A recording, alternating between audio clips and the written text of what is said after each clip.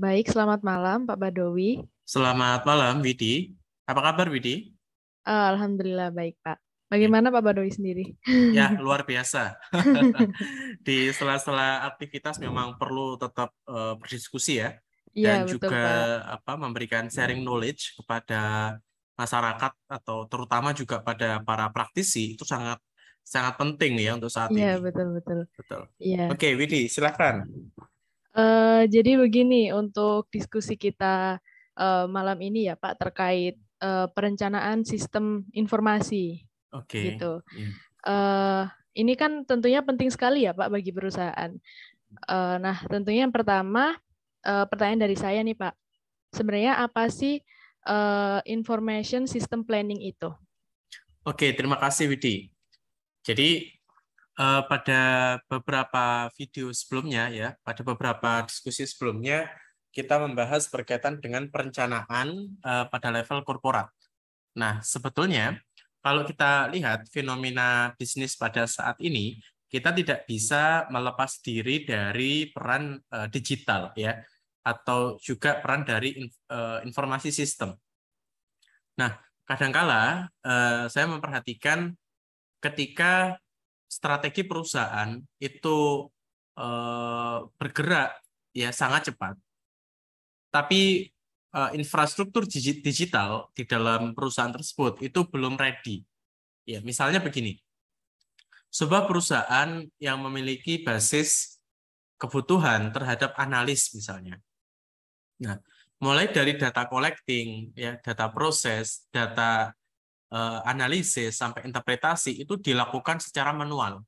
Padahal dengan bantuan dari eh, infrastruktur digital, misalnya kita membaca seperti ada artificial intelligence, ada augmented reality, dan lain sebagainya, sebetulnya proses korporat strategi yang dijalankan oleh perusahaan itu jauh lebih mudah. Ya. Nah, mengacu pada pertanyaan tadi, sebetulnya apa sih SISP ya? Mungkin banyak orang di Indonesia yang masih belum memahami karena ini merupakan bidang yang baru ya. SISP atau kita sebut sebagai Strategic Information System Planning ini adalah sebuah perencanaan yang dilakukan oleh korporat ya dan sangat penting untuk dilakukan di dalam mendesain ya atau membuat sebuah master plan yang mana infrastruktur digital atau infrastruktur sistem informasi ya itu bisa vis a vis atau mengiringi berjalannya arah dari korporat strategi. Ya, contoh kasus begini. Ketika korporat strategi kita membuat sebuah target gitu ya. Kita membuat sebuah target yaitu adalah meningkatkan market share misalnya ya. Kita mau improve market share 10%. Nah, bagaimana cara supaya market share kita naik 10%? Nah, salah satunya tentunya dengan meningkatkan volume penjualan. Oke, nah volume penjualan. Nah, kita melihat beberapa perusahaan, misalnya H&M ya, atau misalnya juga IKEA.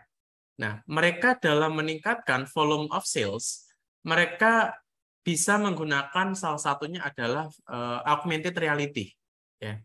Jadi pengunjung ya itu datang itu tidak perlu difasilitasi oleh satu sales ya. Biasanya kalau pengunjung difasilitasi satu sales, maka semakin banyak pengunjung, maka semakin banyak kebutuhan sales ya. Nah, tapi dengan adanya virtual reality atau augmented reality ya, pengunjung itu cukup menggunakan semacam kacamata tiga dimensinya. Nah, dia bisa mencocokkan antara misalnya saya memilih meja warna coklat misalnya, kemudian dipandu dengan kursi warna hitam, nah, ataukah kursinya warna coklat juga. Nah, ini bisa difasilitasi menggunakan teknologi itu. Nah, sehingga keputusan penjualan ya, keputusan pembelian oleh para konsumen itu akan sangat mudah dilakukan. Karena apa? Bisa mencocokkan antara warna meja, warna kursi, mungkin juga warna dari beberapa peralatan-peralatan rumah tangga dan lain sebagainya. Nah, sehingga penjualan bisa naik. Nah, kita kembali kepada target korporat tadi ya. Di korporat strategi, perusahaan ingin meningkatkan volume of sales ya, volume penjualan. Nah, salah satunya dengan contoh yang dilakukan oleh IKEA itu menggunakan virtual reality, maka sebetulnya perusahaan tersebut di dalam meningkatkan volume penjualan, dia kalau bisa sukses dalam utilisasi teknologi saat ini, itu akan memudahkan mereka dalam mencapai target penjualan. Ya, bayangkan jika kita tetap menggunakan skema konvensional, apa yang terjadi? Jadi ketika kita meningkatkan volume of sales, otomatis sales-nya juga akan semakin bertambah banyak. Nah, otomatis juga biaya operasional akan semakin tinggi, ya. Memang volume penjualannya meningkat, tapi tidak terjadi efisiensi. Oleh karena itu, peran teknologi ini sangat penting. Nah, jadi di dalam perencanaan sistem informasi yang strategis, kita harus bisa mencocokkan antara pengembangan perusahaan ke depan dengan pengembangan infrastruktur sistem informasi itu harus selaras. Ya. Karena kalau tidak selaras, maka akan terjadi misleading. Ya. Terjadi misleading antara perkembangan perusahaan dengan kekuatan atau IT capability yang ada di dalam perusahaan tersebut. Jadi kurang lebih begitu, Widi. Baik, Pak. Berarti perencanaan sistem informasi ini sangat penting ya, Pak. Kemudian pertanyaan saya selanjutnya nih, apa manfaat dari information system planning ini bagi perusahaan? Ya, saya sering menangani beberapa klien, terutama dalam konteks ini saya memberikan contoh yaitu IT adoption rate ya. Jadi banyak perusahaan di Indonesia karena mereka sudah sedikit aware ya, mulai sadar betapa pentingnya sistem digital atau sistem informasi, maka mereka mencoba untuk membuat banyak platform, banyak aplikasi, banyak sistem gitu ya. Saya rasa di perguruan tinggi juga begitu ya, mulai sistem pembelajaran, sistem entry nilai ya, semuanya menggunakan aplikasi. Tapi ketika saya evaluasi seberapa besar sih sebetulnya IT adoption rate-nya, ya, saya menggunakan pendekatan teknologi acceptance model atau TAM. Ya, jadi para praktisi di bidang informasi sistem pasti sudah tahu berkaitan dengan TAM ini. Ya. Di sana saya menilai pertama berkaitan dengan perceived usefulness, ya, kemudian perceived ease of use, ya, kemudahan dalam menggunakan itu. Maka hasil yang saya peroleh mayoritas di Indonesia itu kurang lebih hanya 60%, 70%. Artinya apa? Artinya adalah kemanfaatan dari infrastruktur digital di perusahaan atau di berbagai macam jenis organisasi ini belum optimal. Ya. Kenapa banyak penggunaan aplikasi ini belum optimal? Ada banyak sekali faktor. Faktor yang pertama adalah seperti yang saya sampaikan di pembukaan tadi adalah antara korporat strategi dengan perencanaan infrastruktur digital ini tidak match, ya, tidak cocok, ya, sehingga tidak efisien. Nah, yang kedua, ini terjadi banyak restriction, ya, banyak penolakan antara stakeholder yang ada di organisasi itu. Misalnya begini, di sebuah perusahaan, ya, mungkin Widi masih generasi muda, jadi enak ya untuk belajar teknologi-teknologi baru gitu. Tapi bayangkan jika itu generasi X, umur 60 ke atas atau 50 tahun ke atas. Ketika ada sistem aplikasi baru yang selama ini para stakeholder sudah menggunakan paper base, kemudian diganti dengan apps base, ya, aplikasi berbasis aplikasi, maka akan terjadi kesulitan untuk memahami. Nah, ini salah satu faktor. Nah, sehingga apa? Perusahaan itu perlu mengevaluasi atau perlu melihat secara umum, ya, kebutuhan informasi, ya, kebutuhan aplikasi yang digunakan dalam proses bisnis dengan karakteristik organisasi. Ya, pada tahapan ini kita bisa mendapatkan manfaat adalah ketika organisasi itu bisa menemukan titik temu antara kebutuhan stakeholder dengan fasilitas atau fitur yang disediakan oleh aplikasi dan disediakan juga atau dicocokkan dengan strategi korporat, maka sebetulnya semuanya bisa berjalan secara efisien dan optimal. Ya, contohnya penggunaan clerical staff, ya, staff untuk clerical atau administrator itu sangat mudah untuk digantikan dengan adanya AI, ya. Dan biasanya kita membutuhkan banyak resepsionis atau kita membutuhkan call center. Tapi dengan adanya AI, salah satunya kita menggunakan fasilitas chatbot, ya. Mungkin kalau Widi belanja atau di sebuah milis gitu ya, belanja di sebuah toko online, maka akan ada semacam mesin bot, ya, chatbot yang memfasilitasi Widi untuk belanja. Apa yang Anda butuhkan, gitu ya. Ini salah satunya di Surabaya. Ini kemarin saya mencoba untuk menggunakan fasilitas Kelampit, ya, salah satu fasilitas kependudukan di Surabaya. Maka yang memfasilitasi saya itu adalah chatbot, ya, menggunakan AI. Jadi kebutuhan saya apa? Kebutuhan saya seperti ini. Oke, silahkan upload file ini, saya upload. Kemudian silahkan tunggu verifikasi, dan itu menggunakan AI. Dan ini sangat bermanfaat. Jadi efisiensi bisa terjadi, ya. Kemudian kepuasan dari karyawan atau kepuasan dari konsumen juga lebih meningkat. Dan terutama profitabilitas atau kalau kita bicara pemerintahan itu pun juga kepuasan dari masyarakat juga akan lebih meningkat. Jadi kurang lebih begitu, Widi. Baik, Pak. Kemudian apa saja, Pak, komponen dari information system planning ini? Nah, kalau kita bicara komponen, sebetulnya kita perlu membedakan dulu. Kita ada 4 pilihan ya sebetulnya. Nah, saya mengutip atau meminjam konsep dari McFarland, ya, McKinsey Strategic Grid, ya. Ini yang sering kita gunakan di berbagai perusahaan. Nah, kita memiliki 2 dimensi. Ya. Dimensi pertama adalah impact, ya, impact dari aplikasi itu. Ya, ini bisa rendah, bisa tinggi. Ya. Kemudian dimensi kedua adalah impact dari perencanaan portofolionya. Ini juga demikian, bisa rendah dan bisa tinggi. Nah, ketika perencanaan dari portofolio itu tinggi dan dampaknya atau impact dari aplikasi itu tinggi, maka ini sangat-sangat strategik, ya. Ini sebuah kondisi yang sangat ideal yang saya ceritakan di awal tadi. Tapi ada kalanya kita juga menemukan sebuah kondisi, ya, perencanaan kita dampaknya tinggi, tapi ketika sudah muncul atau sudah lahir aplikasi baru itu, dampaknya justru rendah karena banyak yang tidak mau pakai, gitu ya. Maka ini turn around kondisinya. Artinya apa? Artinya kita harus memindahkan kembali, ya. Aplikasi ini apakah tetap kita jalankan atau tidak? Ya, kita perlu meredesain kembali. Nah, ini sebuah kondisi yang kedua.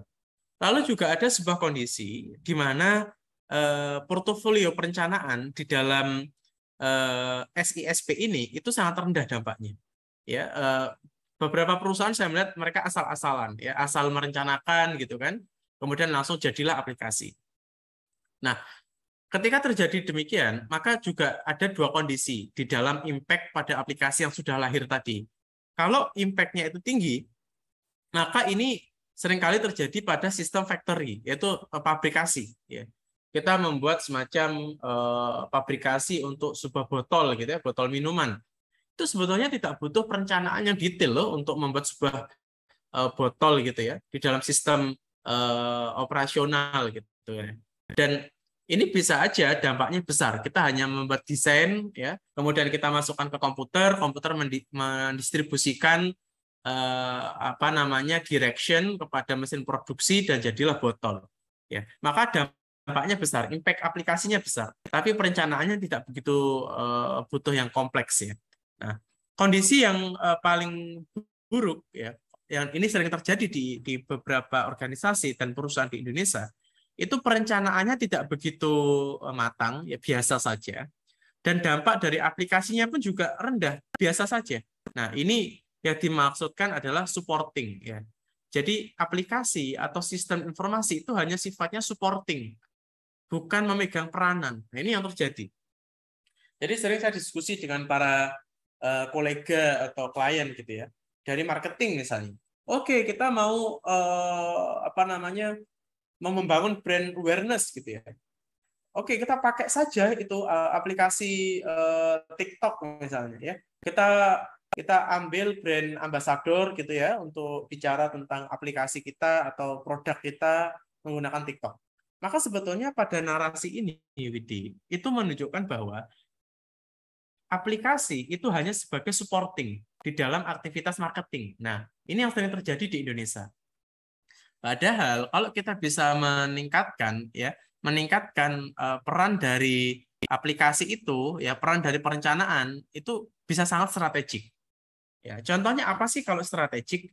Dulu kita naik ojek ya, naik ojek itu harus datang ke pengkolan gitu ya, ada ojek corner gitu. Tapi karena Nadiem Makarim dia membuat sebuah desain pada sebuah bisnis proses ya sangat matang dan muncullah aplikasi Gojek. Apa yang terjadi? Ya kondisinya sangat strategik, bisa merubah paradigma atau merubah behavior, merubah pola pikir atau perilaku konsumen. Ketika mereka menggunakan ojek, maka tidak perlu ke pengkolan, tapi cukup menggunakan aplikasi. Bahkan berkembang sampai juga pengiriman makanan dan lain sebagainya. Ya. Jadi, kalau kita menjawab berkaitan dengan komponennya apa saja, kita harus tentukan dulu posisi perusahaan kita ada di mana. Apakah peran dari sistem informasi itu hanya supporting, ya?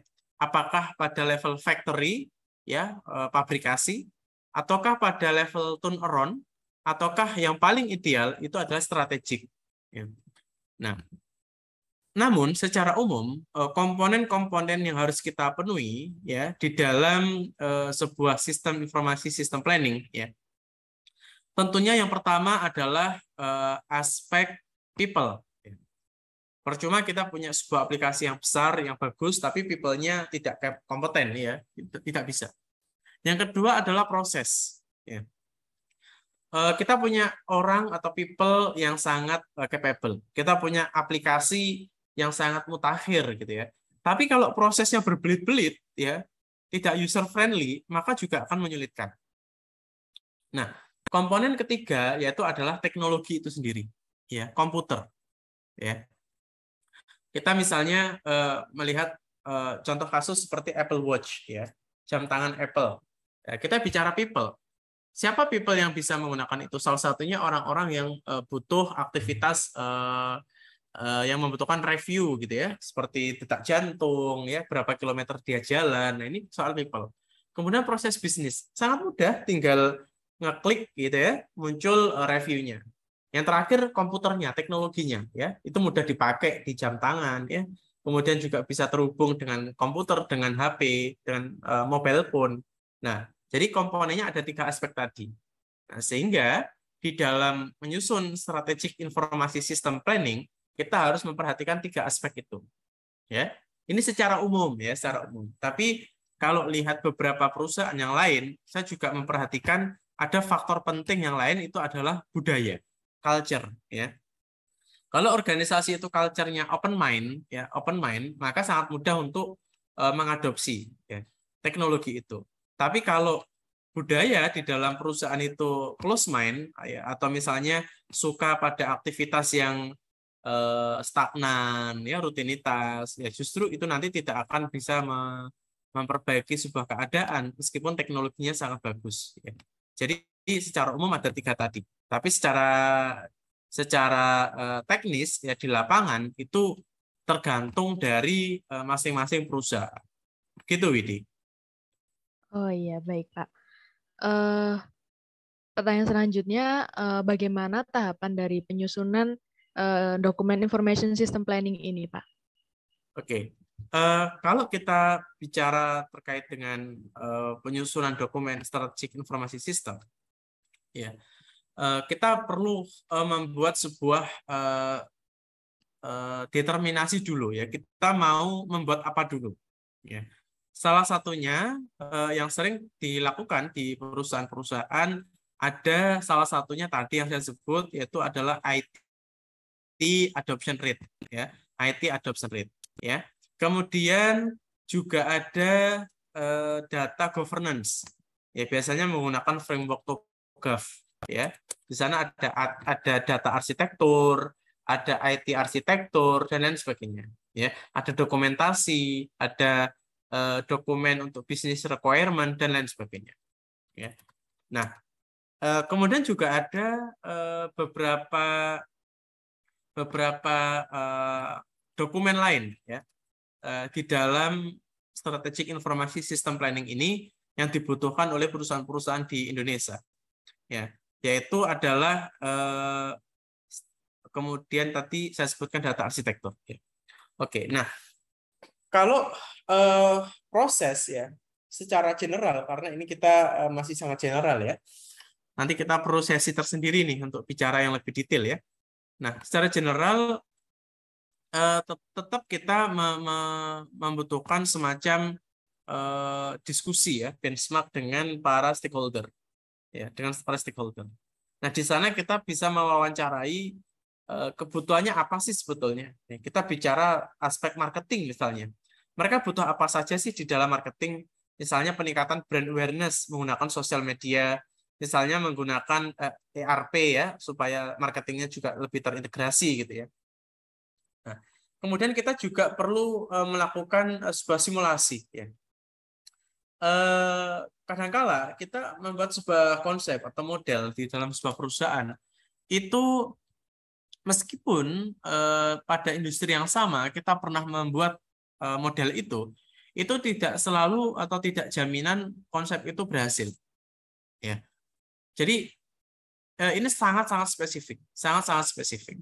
Tapi secara garis besar ada 3 tahapan, ya. Yang pertama, kita perlu melakukan wawancara untuk mengetahui business requirement model. Kemudian kita memenuhi aspek elemen-elemen, ya, yang perlu kita penuhi di dalam penyusunan perencanaan strategis di bidang sistem informasi itu. Dan yang terakhir adalah sebuah simulasi. Nah, ini sangat penting, prototyping. Nah, kita biasanya, tapi juga tergantung perusahaan, ya, Widi, ya. Ada yang ingin sampai ke tahap prototyping, juga ada yang berhenti pada aspek penyusunan dokumen saja. Kurang lebih begitu, Widi. Iya, baik, Pak. Kemudian apa dampak positif dari perencanaan sistem informasi ini bagi stakeholder? Ya, yang pasti akan sangat memudahkan kinerja mereka, ya. Bayangkan begini, misalnya kita lagi rapat, ya, dengan jajaran direksi dan dewan komisaris. Kemudian kita mau melihat sebetulnya pada pagi hari ini atau siang hari ini, gitu, ya, waktu meeting, sebetulnya capaian penjualan volume produk yang terjual berapa. Nah, kalau kita memiliki sebuah misalnya outputnya adalah dashboard, ya, performance dashboard atau semacam balance scorecard dashboard, maka kita bisa tayangkan nih di dalam monitor rapat, gitu, ya. Kita bisa tahu secara real time grafik itu naik apa turun, gitu, ya. Dan ini bagaimana data ini bisa fluktuatif terlihat dalam sebuah monitor, ya. Tentunya data ini adalah hasil luaran yang diinput oleh semua divisi di berbagai regional di seluruh Indonesia. Misalnya kita bicara Indonesia, ya. Dan secara real time. Berarti yang pertama adalah apa yang terjadi? Pengambilan keputusan itu bisa lebih presisi, ya, lebih presisi. Kemudian yang kedua adalah menghindari terjadinya multi tafsir, gitu, ya. Jadi banyak sekali pengambilan keputusan itu antara satu manajer dengan manajer yang lain itu beda hasil atau beda persepsi karena terjadi multi tafsir terkait pada apa? Pada data. Ya. Nah, sebetulnya muara dari strategic informasi system planning ini yang paling mudah dan bisa dirasakan oleh stakeholder itu adalah berkaitan sama data, ya. Data interface-nya atau misalnya data luarannya, ya, tampilan datanya itu sangat mudah untuk dipahami dan sangat mudah untuk digunakan dalam pengambilan keputusan. Kurang lebih begitu, Widi. Baik, Pak. Kemudian apa alat analisis yang digunakan dalam penyusunan dokumen information system planning ini? Nah, seperti yang saya sampaikan di awal tadi, ada beberapa alat, ya. Sebetulnya alatnya banyak sekali, tergantung juga pada kebutuhan perusahaan. Contohnya kalau kita mau melakukan shifting ya dari perusahaan yang sifatnya aplikasi itu hanya sifatnya supporting ya, seperti tadi penggunaan TikTok dalam brand awareness itu kan hanya supporting gitu ya. Maka kita bisa menggunakan strategi grid-nya McFarland ya, McFarland. Nah, ini kita bisa melakukan shifting dari supporting ke turnaround atau dari supporting ke factory, kemudian ke strategic dan lain sebagainya. Atau juga kalau kita mau mengevaluasi ya seberapa besar sih sebetulnya peran atau dampak dari IT di dalam proses bisnis ya, di dalam stakeholder itu menggunakan aplikasi itu, apakah mudah digunakan ya, apakah berguna apa tidak aplikasi itu. Nah, kita bisa menggunakan TAM ya, TAM model atau teknologi acceptance model ya, atau model penerimaan teknologi. Nah, ini masih sangat jarang di Indonesia ya. Tapi di luar negeri kita sudah terbiasa menggunakan aspek-aspek seperti ini. Kurang lebih begitu, Widi. Baik, Pak. Selanjutnya terkait metode kerangka berpikir nih Pak. Bagaimana metode kerangka berpikir untuk penyusunan dokumen Information System Planning ini? Nah, oke. Seperti yang di awal tadi, ini kan masih sangat general ya kalau kita bicara strategic informasi system planning. Untuk kerangka berpikir, saya ambil contoh saja, yaitu adalah kalau kita mau melakukan IT adoption rate, ya kita menggunakan TAM, ya frameworknya TAM. Maka kita mengawali dari analisis berkaitan dengan external variable. Ya, kita menganalisis berkaitan dengan external variable.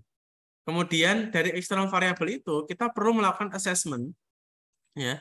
Kita perlu melakukan assessment berkaitan dengan bagaimana seberapa besar perceived usefulness-nya kita, ya. Perceived usefulness dari teknologi itu kepada stakeholder, ya. Kita bisa mengklaim teknologi itu mutakhir, teknologi itu bagus, tapi kalau tidak useful, ya tidak bisa. Ya. Contohnya apa? Misalnya kita contohnya sebuah universitas ya. Meskipun kita pakai ERP dari SAP gitu ya, dari perusahaan global ya. Kemudian SAP itu digunakan oleh Harvard University dan itu sangat berhasil di Harvard gitu ya. Tapi ketika kita pakai di Indonesia ya belum tentu cocok. Kenapa? Karena di Indonesia kita ada sistem pengabdian masyarakat misalnya dosennya. Padahal di luar negeri dosen itu hanya bisa meneliti saja, dosen itu hanya mengajar saja gitu. Kalau di Indonesia dosen itu punya banyak tugas ya, mulai dari mengajar, meneliti, pengabdian masyarakat dan lain sebagainya. Nah, dari aspek ini sebetulnya sudah tidak sesuai. Ya, jadi usefulness-nya kurang efektif. Kemudian faktor berikutnya perlu kita analisis yaitu adalah perceived ease of use. Ya, jadi mudah apa tidak sih digunakan gitu ya. Bisa jadi kalau ini digunakan anak muda seperti Widi itu mudah dilakukan, tapi kalau dilakukan oleh generasi X ya di atas umur 50 ini sulit untuk digunakan. Nah, ini perlu kita assessment dulu. Nah, setelah itu baru kita bisa mengukur sebetulnya apakah stakeholder itu berkenan apa tidak sih sebetulnya menggunakan aplikasi ini. Nah, dari sana kita baru bisa mengukur sebetulnya mereka ada keinginan apa tidak untuk menggunakan secara daily activity atau daily routine. Nah, ini sebuah kerangka berpikir yang kita bangun kalau kita mau mengecek ya, kita mau ngecek seberapa tingkat adopsi ya IT yang dilakukan oleh para stakeholder. Tapi misalnya kita mau melihat atau melakukan perencanaan terhadap informasi sistem pada aspek penerimaan antara teknologi yang kita gunakan dengan tugas yang ada di perusahaan itu apakah cocok apa tidak. Maka kita bisa menggunakan kerangka berpikir dari TTF ya, Task Technology Fit. Nah, ini yang dipelopori oleh Goodway and Thompson pada tahun 1995. Ya, ini meskipun terkesan lama ya, tapi sampai saat ini teori ini masih bisa dipakai ya, bahkan juga pada tataran praktisi ya maupun akademisi. Nah, pada framework-nya ini apa yang bisa kita lakukan pada TTF ya. VTF ini kita mengawali dari karakteristik tugas, ya, karakteristik tugas. Kemudian kita analisis dari karakteristik teknologi yang kita miliki. Contohnya begini, kita punya tugas yaitu adalah mengirim video ya dengan jumlah 1 giga misalnya, ya, size-nya 1 giga. Kemudian Widi itu menggunakan WhatsApp untuk mengirim video itu. Apakah bisa? Ya, pasti jawabannya tidak bisa. Artinya apa? Meskipun WhatsApp itu sangat digemari oleh masyarakat di Indonesia, tapi dengan tugas seperti mengirim video dengan ukuran 1 giga itu tidak bisa. Ya, sama halnya di dalam perusahaan juga demikian. Kita memiliki karakteristik tugas yang sangat beragam. Tapi kalau fitur dari teknologi yang kita miliki itu tidak sesuai dan tidak bisa membantu menyelesaikan tugas-tugas itu, maka tidak akan kinerja perusahaan tidak akan meningkat, tidak akan perform gitu ya. Nah, sehingga apa? Di dalam merencanakan terkait informasi sistem pada kecocokan tugas dan teknologi, kita bisa menggunakan framework tersebut. Dari sana kita bisa mengukur ya berapa sih level performa, impact-nya berapa persen gitu ya, utilisasinya berapa persen gitu. Nah, ini perlu kita lakukan. Kurang lebih begitu, Widi. Jadi banyak sekali ya framework yang bisa kita pakai sesuai dengan kebutuhan dari perusahaan. Oh iya, baik Pak. Kemudian berapa lama pengerjaan dari perencanaan sistem informasi ini, Pak?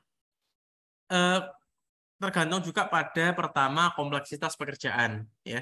Yang kedua tergantung juga pada sizing, ya, ukuran perusahaan itu, ya. Dan yang ketiga tergantung dari kesiapan counterpart kita, ya. Jadi misalnya kita mau melakukan wawancara, ternyata partner yang ada di perusahaan baru bisanya bulan depan, maka ya juga nggak akan bisa selesai.